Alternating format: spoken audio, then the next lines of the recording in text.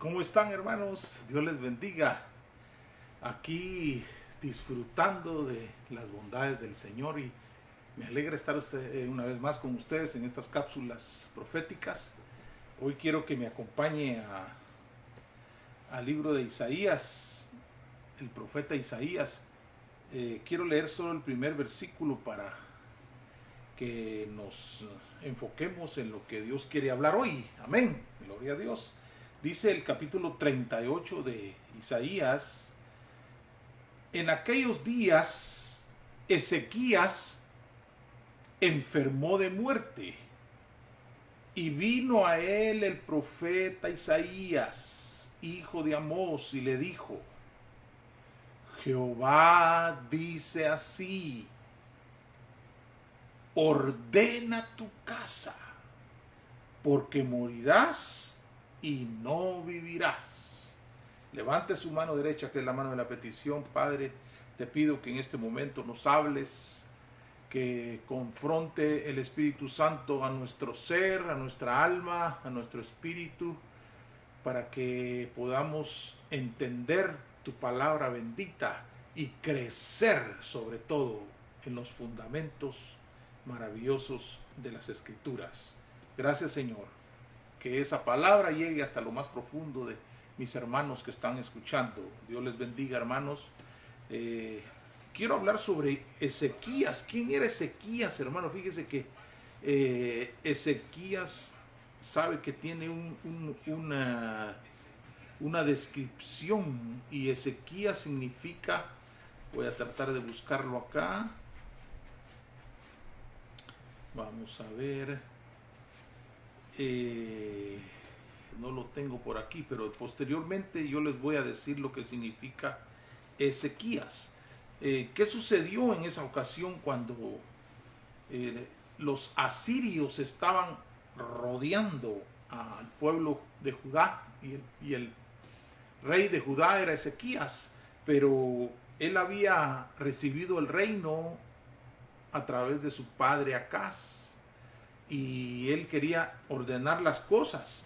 Pero quiero hacerles una breve reseña de lo que era Ezequías. El significado, ¿sabe cuál es? Ya es mi fortaleza, o Jehová es mi fortaleza. Pero Ezequías, cuando estaba reinando en Judá, tenía 25 años. Se dice que inició su reinado, pero lo primero que hizo fue reabrió el templo de Jerusalén. ¿Qué quiere decir reabrir? Como que estaba cerrado, estaba como cuando terminamos de comer y disfrutamos de una vianda deliciosa. Después, ¿qué pasa? Se dan vuelta se lavan los platos y se le da vuelta a las ollas, entonces están embrocadas las ollas, decimos en nuestro país. Como que se terminó la faceta del comer y disfrutar. Pues aquí también se había terminado el disfrute de las cosas santas, porque Acaz cometió muchos errores, permitió que los ídolos entraran. Lo vamos a ir enumerando ahí, pero yo puse aquí 11 cosas que Ezequías decidió en su corazón que se establecieran. Tal vez hoy estamos en las mismas condiciones que estaba Ezequías, y tuvieron que reabrir los templos. Ahora se tienen que reabrir, tienen que abrirse los templos, y a veces no se sabe cuál va a ser la tónica de cómo se van a iniciar, cómo va a ser el altar, cómo se van a poner los músicos, la alabanza, y esto y el otro, y que no vayamos a cometer un error ante el gobierno. Pues Ezequías tomó el cetro y dijo: yo voy a decidir a reabrir el templo de Jerusalén. Y lo primero que hizo, que uno, se quitaron los ídolos. Vaya anotando todos estos pasajes. Saludamos a todos mis hermanos que han estado sintonizando las cápsulas proféticas, y esté atento a lo que el Señor quiere hablarnos. Estoy hablando de lo que Ezequías decidió hacer en su corazón. Uno, quitó los ídolos. Dos, se santificaron las copas profanadas por su padre Acaz. Acaz permitió que en el templo se profanaran las copas donde se servía el vino, donde había la unción, el gozo del Espíritu Santo. 3. Se iniciaron los sacrificios. ¿Eso de qué nos habla, hermano? Nos habla de altar. Se reedificó el altar. Yo creo que el Señor está permitiendo que hoy en día reedifiquemos el altar y posiblemente está caído, posiblemente ha menguado, posiblemente hay muchas cosas que componer. Pues aquí Ezequías inició los sacrificios, levantó un altar. 4. Se iniciaron los cánticos con instrumentos musicales. Fíjese, hermano, que habían colgado los instrumentos. ¿Se recuerda usted que en una ocasión los judíos colgaron sus instrumentos porque estaban en tierra extraña y les dijeron, ¿por qué no cantan aquellos cánticos de alabanza y de adoración? Posiblemente ahora te preguntan y te dicen, ¿y usted por qué ya no canta como cantaba antes? ¿Usted por qué ya no se goza con las alabanzas? Están colgados los instrumentos, hay que bajarlos. Ezequías ordenó que bajaran los instrumentos y se pusieran activos. 5. Dice que invitó a participar de la Pascua en Jerusalén. ¿Qué nos habla de Pascua, hermano? Es la Santa Cena. Bendita Cena del Señor, donde participamos de los elementos, del pan y del vino. Eso trae restauración, eso trae vida, eso trae gozo, sanidad a tu cuerpo, sanidad a tu alma, sanidad a tu espíritu. Mire todo lo que estaba haciendo Ezequías. Su decisión era hacer algo agradable. Luego dice el punto número 7, se destruyeron los ídolos y la serpiente de bronce que Moisés levantó en el desierto.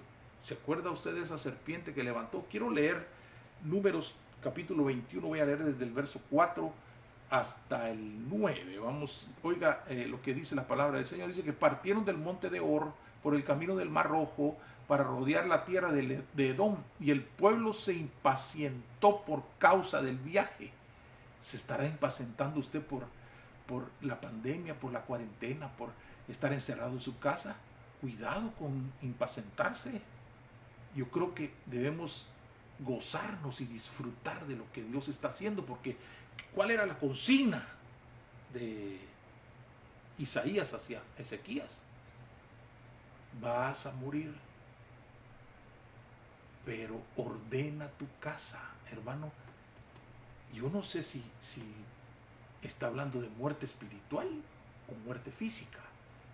En este caso era una muerte física, pero tal vez en muchos han muerto espiritualmente. Dios te está llamando a orden. Y oiga lo que dice el verso 5. Estoy leyendo Números 21, del 4 al 9. Verso 5 dice, el pueblo habló contra Dios y contra Moisés. Es un ejemplo de lo que sucedía con Moisés, muy similar a lo de Ezequías. ¿Por qué nos habéis sacado de Egipto para morir en el desierto? Pues no hay comida ni agua. Y detestamos este alimento tan miserable. Oiga lo que dijo el pueblo.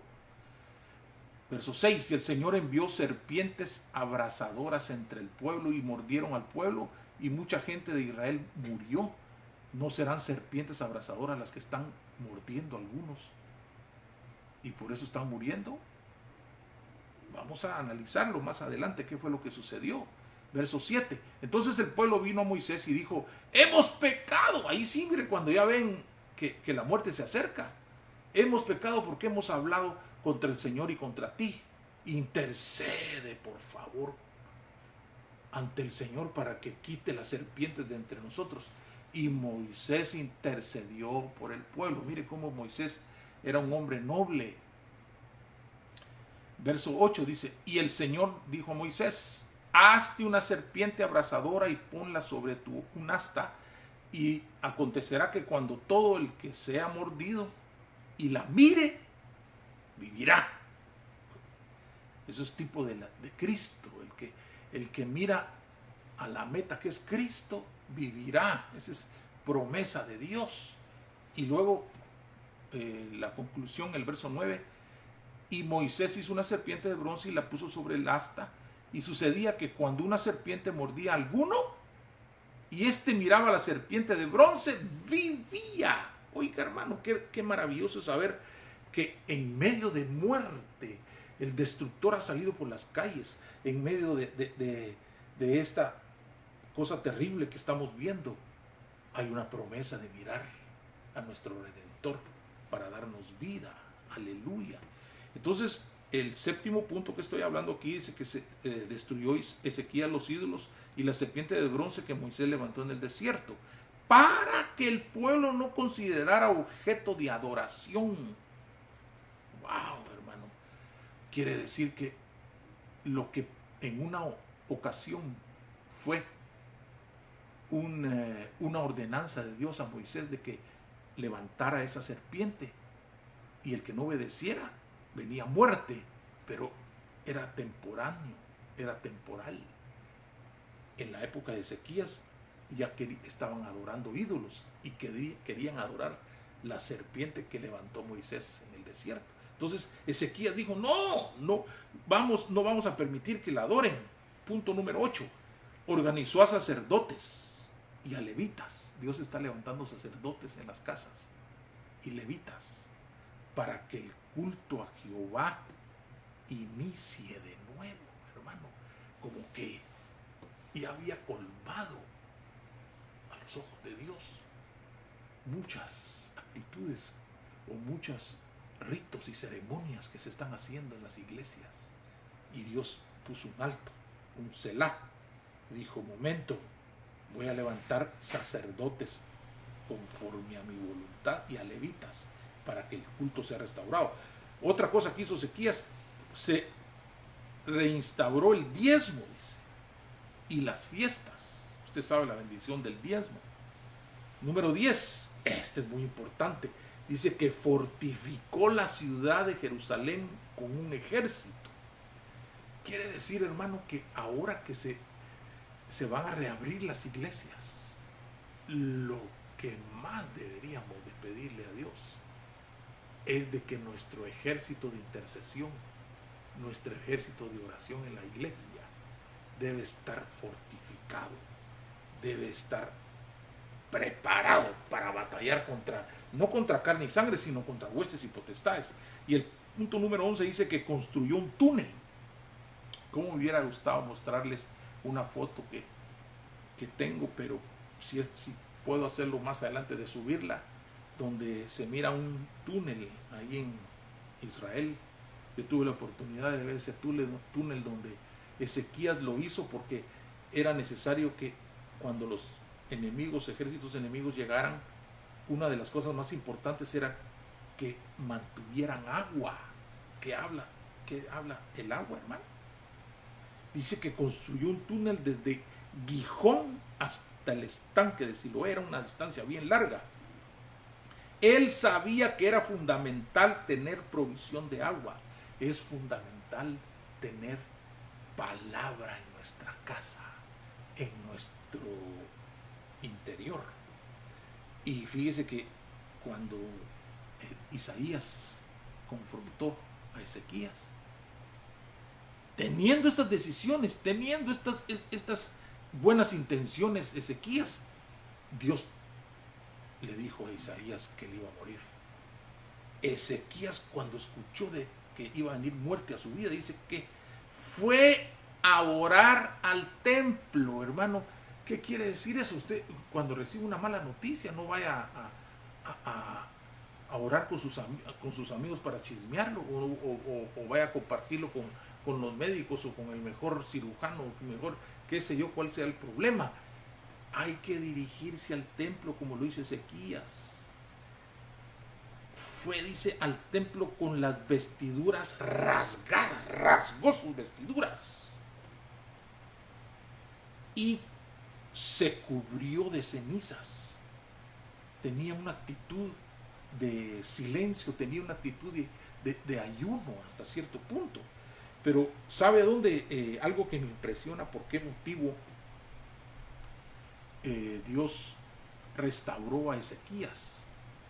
Usted sabe que él dobló sus rodillas y puso su rostro hacia la pared y clamó. Y cuando uno clama, Dios oye esas súplicas, esos ruegos. obviamente él escuchó las oraciones de Ezequías, pero había una promesa detrás de todo esto, hermano. Fíjese que el libro de Mateo, usted lo puede leer, apúntelo nada más, Mateo capítulo 1, el verso 9 y 10, hace referencia de algo maravilloso, que incluye a Ezequías en la genealogía de Jesús.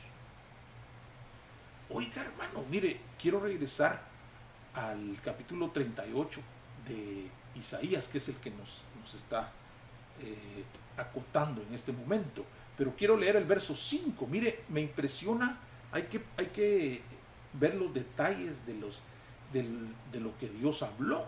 En ese verso 5 le dice Isaías por medio de Jehová de los ejércitos. Isaías era la voz de Jehová. Ve y di a Ezequías, le dijo: Jehová, Dios de David, tu padre. Oiga, hermanos, hay que detenerse ahí. ¿Por qué le dice que Jehová, Dios de David, tu padre? Porque él estaba recordándole las promesas que iba a venir una descendencia. Usted sabe quién fue el que, su descendencia de Ezequías fue Manasés, y Manasés llegó a tomar el reino.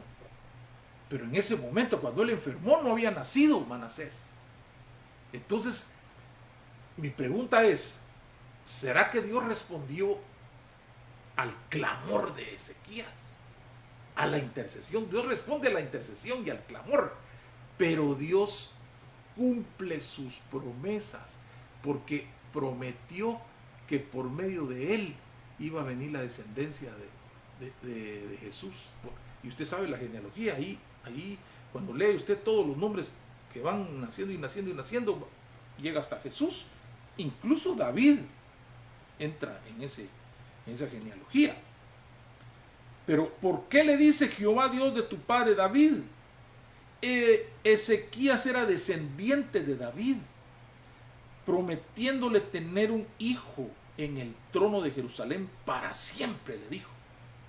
Y en ese momento no tenía heredero Ezequías. Manasés, su sucesor, tenía 12 años cuando Ezequías murió. Usted lo puede leer en 2 Reyes 21:1, no lo vamos a leer. Esto significa que si él moría antes de ese lapso de 15 años, la dinastía davídica se acabaría. ¡Wow! ¡Qué impresionante esto, hermano! Y volvamos otra vez al capítulo 38, porque aquí vamos a ver detalles de lo que sucedió con Ezequías. Dios siendo un Dios misericordioso, un Dios justo. Pregunto, ¿está alguno entre vosotros afligido? ¿Qué tiene que hacer? Danzar, brincar, pegar gritos de júbilo, cantar cánticos de alegría y de gozo. No, hermano. Usted tiene que mostrarle a Dios sinceridad y decirle: estoy triste, estoy afligido, estoy abatido. Entonces, ¿qué dice la palabra? Haga oración. La oración es un bálsamo para cualquier herida. Bendito sea el nombre poderoso de Jesucristo. Cuando Ezequías se puso enfermo, volvió su rostro a la pared e hizo oración a Jehová. ¿Será que Dios escucha la oración, hermano? ¿Ha tenido experiencias usted donde Dios le ha respondido a las oraciones? Quiero brevemente narrarle algo que me impresionó hace poco, que alguien comentaba y decía que en una región, no sé si de Guatemala, una viejecita en una covacha a la orilla de un río, donde estaban las piedras y nadie llegaba ahí, en un lugar tremendamente pobre. Ella cuidaba a su nietecita de 6 años, pero enfermó la nieta. Y ella oraba al Señor y pedía, en su ignorancia, porque ella no conocía al Dios Todopoderoso, pero vio que enfermó más y enfermó más, y dijo: voy a tener que tomar una decisión, y se fue caminando desde ese lugar hasta un hospital. Creo que eran como unas 7 horas de camino. Y cuando llegó al hospital, le dijeron que no la aceptaban porque tenía que traer a la niña y ellos no se podían hacer cargo. Y al fin ella insistió y no la atendieron, entonces vino de regreso. Imagínense las 7 horas, regresar para tal vez ver muerta a su nieta. Y en el camino, oiga, por eso es que el Señor se cruza en los caminos. El Señor se está cruzando frente a tu camino, o puede ser que esté pasando frente a tu hogar, a tu casa. Esta mujer desconsolada y pasó por donde había una iglesia y entró a la iglesia y habían varias hermanas orando de rodillas. Pero ella no entendió qué era lo que estaban haciendo, entonces ella solo oyó que estaban hablando y dijo, bueno, voy a hincarme. Y se hincó y dijo, Dios poderoso, tú sabes la necesidad que tengo. Dijo. Solo te pido. Estoy oyendo a estas mujeres que están pidiendo, yo voy a pedir, no sé qué es lo que estoy haciendo, ni sabía lo que era una oración. Por eso, hermano, no es tan importante que tú conozcas Biblia, que te profundices.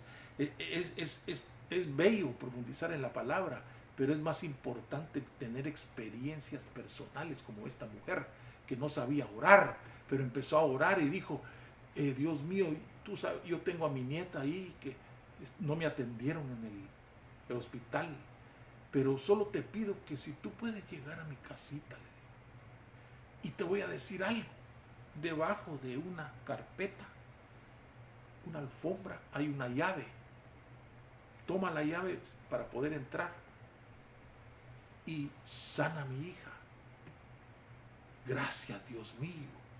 Y en eso iba a terminar la oración y las mujeres que estaban orando, según ellas, santas y con una oración, con una devoción tremenda, se empezaron a reír de lo que estaba diciendo esta mujer. Ya se iba a levantar la mujer cuando se acordó y dijo, pero mira, Señor, le dijo, ay, ¿te acuerdas de dejar la llave debajo de la alfombra? Porque si no, cuando yo llegue, no voy a poder entrar a la casa. Y se reyeron y ella se levantó y salió de la iglesia y llegó hasta su casa.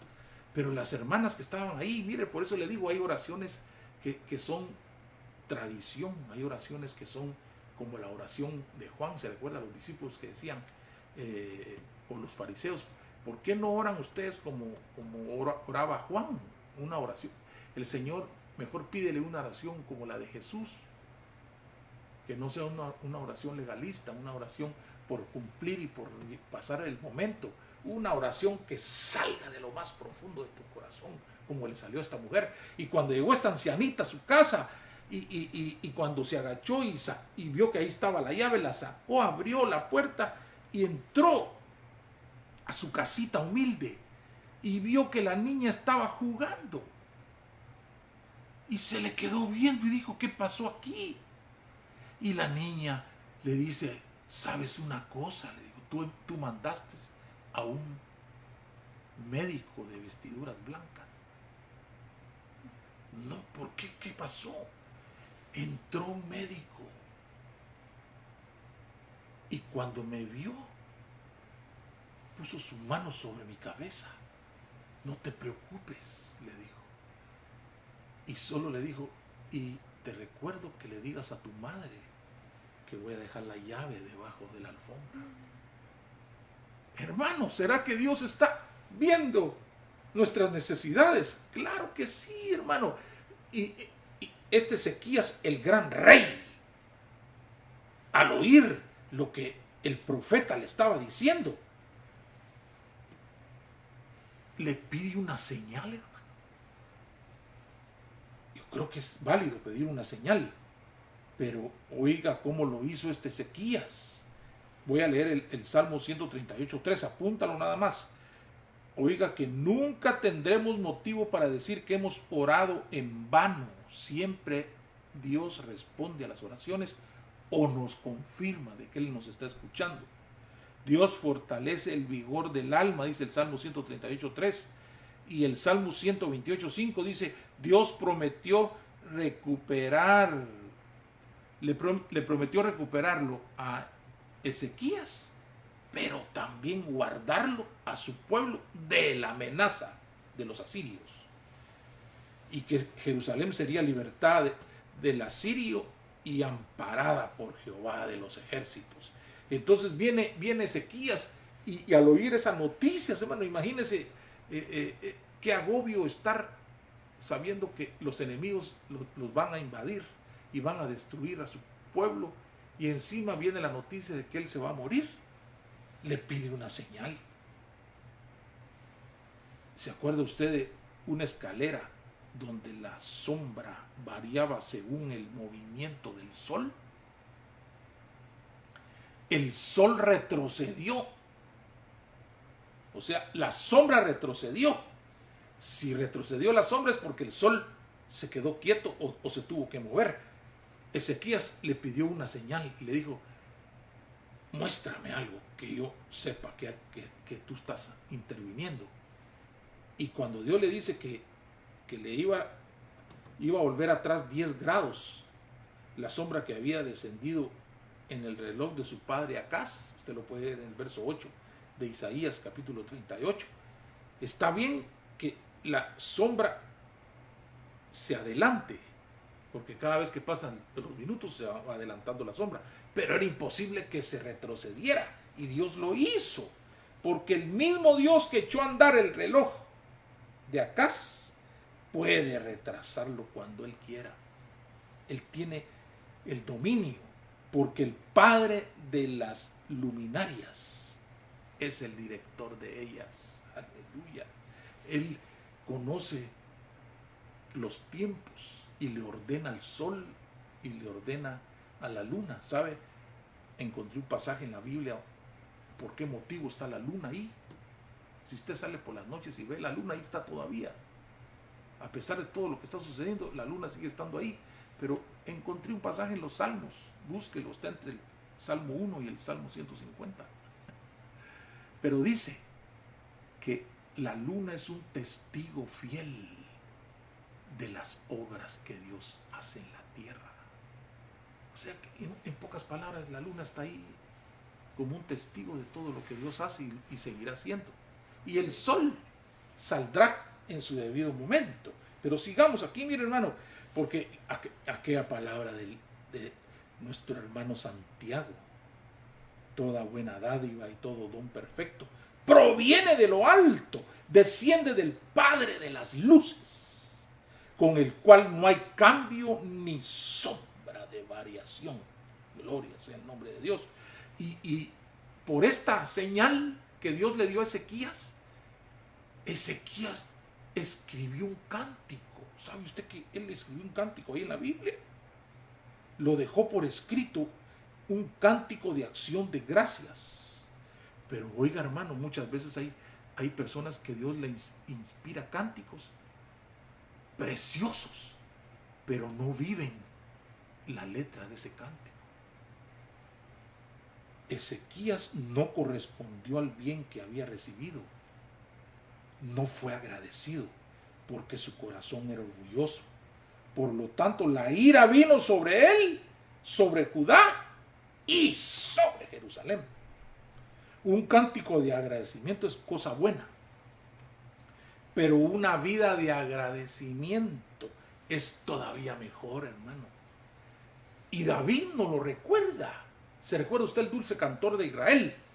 Él con frecuencia nos recuerda, dice, oiga lo que dijo: una vez pasado el peligro, se olvidan las palabras de melancolía estando en el aprieto.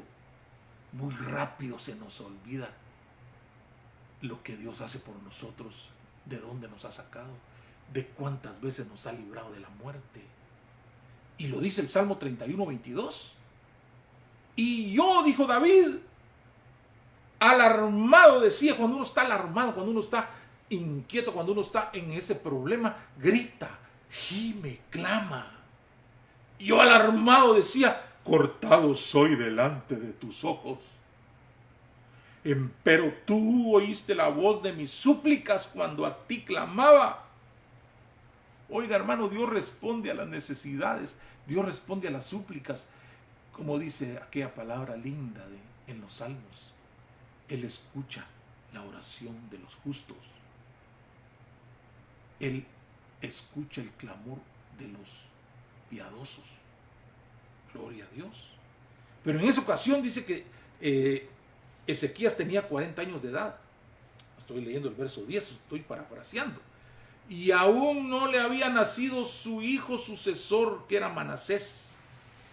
Y la enfermedad era de muerte, no era solo un castigo pasajero, era de muerte. Él ya no tenía la oportunidad de servir a Dios y a su generación. Tú todavía tienes la oportunidad de servirle a Dios y a tu generación, hermano. Tienes vida, levanta tu mano y dile: Señor, tengo vida. Yo puedo dejar una huella de bien a mis generaciones. Isaías 38, 12. Usted lo puede leer. Pero dice que Ezequías oró a Dios y respondió prometiéndole 15 años más de vida. Y no solo eso, sino la liberación de Jerusalén por la acechanza de los asirios. Y Ezequías clamaba y decía: no veré al Señor en la tierra de los vivientes. No veré más hambre alguno entre los habitantes del mundo.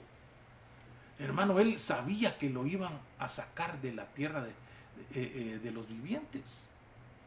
Por eso alegrémonos de que nuestra morada terrenal es solo como una tienda de campaña, ya que seremos trasladados a mansiones celestiales eternas. Gloria a Dios. Como lo dice aquel pasaje de Juan 14:2. En la casa de mi Padre hay muchas moradas.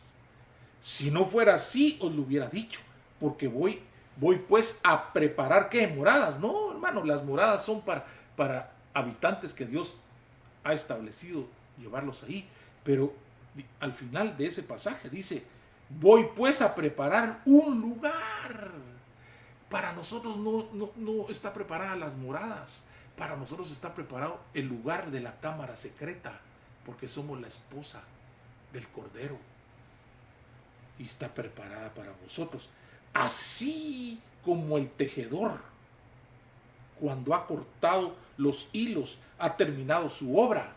Aquel trabajador que está haciendo aquellas telas preciosas y los hilos corren de un lado para otro. Pero cuando termina, dice que corta los hilos. Cuando se corta el hilo de su vida, también se cortan con él sus aflicciones y fatigas. Y vamos a descansar en sus trabajos. Hay un pasaje que dice que continúan las obras. Apocalipsis 14:13, que dice: bienaventurados los muertos que de aquí en adelante mueren en el Señor. Sí, dice el Espíritu Santo, para que descansen de sus trabajos, porque sus obras con ellos siguen. Aleluya. Pero hermano, ¿qué pasó con Ezequías? Ezequías estaba al borde de la muerte. Y clamaba Ezequías y decía: con mi enfermedad veía a Ezequías triturados todos sus huesos. Verso 13. Estoy leyendo Isaías capítulo 38. Estoy saltándome algunos pasajes. Sosegué mi alma, decía Ezequías, hasta la mañana. Como león que rompe todos mis huesos del día a la noche, acabas conmigo. Mi enfermedad quebranta todos mis huesos. ¿Será que una enfermedad puede cambiar o producir un cambio en nuestro interior? Porque la muerte, hermano, es real. La muerte aparece como un acreedor que demanda el pago por los pecados cometidos. Por eso es que es ahora, antes de pasar del otro lado del velo, donde hay que pedir perdón por nuestros pecados, donde debemos reflexionar y arrepentirnos de nuestros pecados y decirle: Señor, perdóname, Padre, auxíliame, Dios mío. Mire el verso 15 de Isaías 38, dice, todavía Ezequías dice: ¿y qué diré? Mire, hermano, como que con falta de respeto. ¿Qué diré?, pregunta Ezequías. Es incapaz de expresar su gratitud de forma adecuada. En cambio, David fue perdonado, hermano. Muchos dicen que el pecado de David fue aún peor que el de Saúl. Pero ¿por qué fue perdonado? En el Salmo 18:19, oiga lo que dijo David. Dios me rescató y libró porque me amaba. Hermano, David reconocía el amor de Dios. Ezequías hizo un cántico precioso, pero no lo vivía.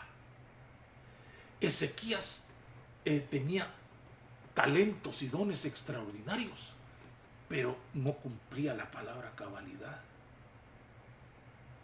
A nosotros, en su amor, Dios, y en su compasión nos redimió, hermano. ¡Qué privilegio el que hayamos alcanzado la redención! Porque aún ni los ángeles han alcanzado redención. Nosotros fuimos destituidos de la gloria de Dios y nos sacaron del riel que llevaba hasta el trono de gloria. Nos sacaron, nos excluyeron de la vida eterna. Pero Dios tuvo misericordia y vino a esta tierra, derramó su sangre en la cruz del Calvario, precisamente para que nosotros obtuviéramos vida y alcanzáramos la redención. ¿Qué significará la palabra redención, hermano? En pocas palabras te lo describo. Redención quiere decir comprado dos veces. Si alguien compra algo por primera vez y se le pierde y tiene la oportunidad de encontrarlo más adelante, puede volverlo a comprar. Hay una anécdota preciosa de un niño que hizo un barco precioso, le dio forma, le puso las velas, consiguió madera, lo lijó, le puso clavo, lo dejó precioso y después lo calafateó, le echó brea, le echó barniz, sería en el día de hoy, y lo dejó preciosa la barca. Pero dijo, la voy a usar. Por eso es que las obras que Dios pone en tu corazón, las tienes que usar y tienes que demostrar que eres hijo de Dios. Y este niño dice que agarró la barca y empezó a llover y se hizo un río de agua en la calle donde él vivía y puso la barquita y se fue la barquita. Y él corrí, y cuando sintió era más veloz la barca y se perdió la barca. Y el niño lloraba todos los días por su barca. Pero un día acompañó a su padre al centro de la ciudad y en una vitrina dice que vio varias barcas y objetos que habían ahí de madera. Y cuando vio las barcas dijo, ¡qué lindas estas barcas! Yo hice una barca y se me perdió cuando era niño, ahora ya soy joven. Pero cuando vio una barca que se parecía mucho a la que él hizo y acercó su mirada y era la misma barca que él había hecho, pero estaba en venta, y le pidió a su papá que entraran a la tienda y entraron y le preguntaron al que estaba ahí, mire, nosotros queremos comprar esa barca. No, esa no está en venta, porque es un objeto de antigüedad y tiene mucho valor. Nosotros le pagamos lo que sea, y el niño, que ya era un joven, hizo el esfuerzo y dijo, yo doy todo lo que tengo por esa barca, y conmovió al vendedor hasta el fin que accedió y la volvió a comprar. Esa es la explicación de la redención. Nosotros fuimos destituidos, venimos del cielo, venimos de la casa del Padre, fuimos comprados por su sangre aquí en la tierra a través de su Hijo, pero fuimos destituidos de la gloria de Dios antes de venir a esta tierra. Veníamos perdidos, pero nuestro espíritu tomó vida. No solo fue un alma viviente, sino un espíritu vivificante. Y en ese momento, ¿qué hizo Dios de los ejércitos? Jehová, que está en los cielos, sentado en su trono, mandó a su Hijo Jesucristo para que viniera a comprar nuevamente. La compró 2 veces, eso se llama redención. Aleluya. quisiera detenerme en eso, pero quiero terminar. ¿Qué sucedió con Ezequías? Ezequías se recuperó a consecuencia del perdón de sus pecados. Tú te puedes recuperar si pides perdón. Lo dice el verso 10, y oiga lo que dice el verso 17. Y dijo, porque echaste tras de tus espaldas todos mis pecados. Mire la forma en que habló Ezequías. Hay que detenerse ahí. El verdadero arrepentimiento fue el que tuvo David cuando su pecado estaba siempre delante de él. Lo dice Salmo 51:3. Dios los echa detrás de sí. No solo deberíamos alabar a Dios todos los días de nuestra vida, sino también comunicar a nuestras generaciones venideras. Oiga lo que dice el Salmo 51:3, porque yo reconozco mis transgresiones, decía David. Reconocer nuestras iniquidades, nuestros pecados, nuestros errores terribles que hemos cometido. Reconozco mis transgresiones y mi pecado está siempre delante de mí. Oiga, hermano, Ezequías dijo, tú has puesto mis pecados detrás de ti. Era una ofensa, hermano. Lo que tenemos que decir es que los pecados están delante de nosotros porque están puestos a los pies del maestro. Y termino con el versículo 21, hermano. Me impresiona lo que habla el versículo 21 aquí de Isaías capítulo 38. Y había dicho Isaías, oiga lo que el mandato de parte de Dios, de los ejércitos: tomen masa de higos y póngala en la llaga y sanará. ¡Wow! Hermano, ¿sabe qué me está hablando ahí el Señor? Que Dios ha dejado los médicos, que son los que ponen la masa sobre la llaga, y Dios interviene para sanidad. Que tomen una masa de higos y la pongan en la llaga para que se recupere. No debemos poner a los médicos en lugar de Dios.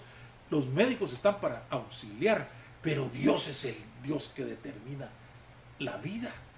Él es el que quita o pone la vida, pero debemos de acudir a ellos en sumisión a Dios y a su providencia.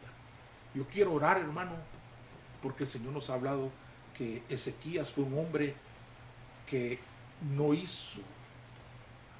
cometió los errores que cometió su padre Acaz. Él restauró el altar, quitó los ídolos, santificó las copas profanadas, inició sacrificios del altar, elevó cánticos a Jehová con instrumentos musicales, invitó a participar de la Pascua, que es la Santa Cena. Mire qué lindo, hermano. Se destruyeron los ídolos y la serpiente de Moisés para que no se adorara. Organizó a sacerdotes y levitas, es lo que Dios está haciendo en este momento, organizando sacerdotes y levitas en las casas para el culto a Jehová, y restauró el diezmo y las fiestas. Y lo que más me impresiona, fortificó la ciudad de Jerusalén con un ejército. ¿Sabe qué está Dios permitiendo en las casas? Que se levante un ejército de intercesión, un ejército de adoración, un ejército que ore con manos limpias y corazón puro. Levanta tus manos en este momento. Voy a orar. Aquel necesitado que está en casa. Si tú te sientes un Ezequías, que solo conoces la Biblia, la lees, tienes los textos en la punta de la lengua y repites como un loro lo repite, pero dile al Señor que esos textos bíblicos se hagan vida en ti y que cumplas la palabra. No es tanto leerla, estudiarla, sino vivirla, hermano. Eso es el Señor Jesús. Antes de salir a la palestra, Él empezó a vivir la palabra y después la enseñó. Él vivió 30 años, el Señor Jesús, cumpliendo su palabra, y la predicó 3 años. Muchos hoy en día quieren estudiar 3 meses y predicar 30 años. Ten misericordia, Señor, porque esta palabra está llegando hasta lo más profundo del corazón de muchos. Gracias, Señor, porque estás imprimiendo en nuestra mente y en nuestro corazón estas palabras benditas. Y que repitamos constantemente, porque yo reconozco mis transgresiones y mi pecado, decía David, está siempre delante de mí. Recibe en el nombre de Jesús fortaleza, recibe paz y gozo. Escríbenos, haz tus preguntas, tus aportaciones, porque el Señor está a punto de hacer cosas extraordinarias. Hoy hay un eclipse con orilla de fuego. Hay ataques diabólicos del otro lado. Pero nosotros tenemos a un Dios no poderoso, un Dios todopoderoso. Él tiene todas las fuerzas, Él tiene todo el poder. Y reprendemos toda obra satánica, toda obra contraria que se está levantando en el mundo. Y nosotros levantamos el estandarte que tiene un nombre, que es sobre todo nombre, el Santo de Israel. Aunque hayan señales en los cielos, señales contrarias, pero también van a haber señales para los hijos de Dios. Recibe en el nombre poderoso de Jesucristo. Ahí en tu hogar el Señor está tocando tu alma, tu espíritu.